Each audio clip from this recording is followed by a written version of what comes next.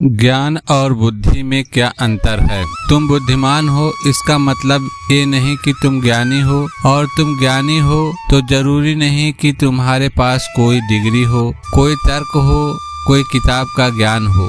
कहानी दो साधु और एक नदी की। एक बार की बात है, दो साधु, एक बहुत ज्ञानी, दूसरा बहुत बुद्धिमान, दोनों नदी के तट पे टहल रहे थे। बुद्धिमान ने किताबों का ढेर सारा पढ़ रखा था। वो वेद को कंठस्थ करता, शास्त्रों के श्लोक बोलता, तर्क करता, हर बात में उसकी जबान आग उगलती, जैसे शब्द ही शब्द उसका अस्त्र है। वही दूसरा साधु चुप था, उसने कुछ नहीं पढ़ा था, वो बस देखता था नदी की लहरों को, पंछियों की उड़ान को, आकाश की शांति को।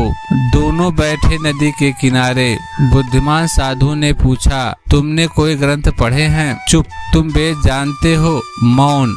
कुछ नहीं जानते तुम तो साधु क्यों बन गए हो? अब उस चुप साधु ने सिर्फ इतना कहा, मैं जानता हूँ मैं नहीं जानता, और बस यही जानना असली ज्ञान है। बुद्धिमान हंसा, ये भी कोई ज्ञान है? तभी एक बच्चा पानी में गिर गया।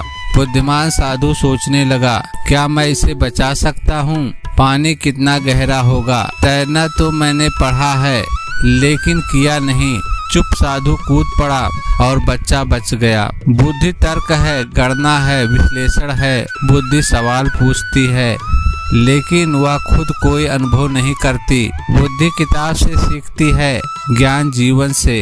बुद्धि कहती है क्या, ज्ञान कहता है कैसे। बुद्धि बोलती है, ज्ञान मौन होता है। बुद्धि हो सकता है बहुत तेज हो, लेकिन वह अनुभव के बिना अधूरी है। ज्ञान कोई सूचना नहीं है, ज्ञान वह है जो तुम्हारे भीतर से फूटता है। जब तुम मौन में उतरते हो, जब तुमने जीवन को जिया, तब जो समझ पैदा होती है वही ज्ञान है। ज्ञान किताब में नहीं, ज्ञान तुम्हारी श्वास में है, तुम्हारी उपस्थिति में है, तुम्हारी दृष्टि में होता है। बुद्धि तर्क से भरी होती है, ज्ञान प्रेम से। ओशो कहते हैं, बुद्धि दूसरों से मिलती है, ज्ञान स्वयं से। बुद्धि उधार है, ज्ञान मौलिक है। बुद्धि से तुम किसी को हरा सकते हो, लेकिन ज्ञान से तुम अपने अहंकार को हरा देते हो। बुद्धि बहस करता है, ज्ञानी बस मुस्कुराता है।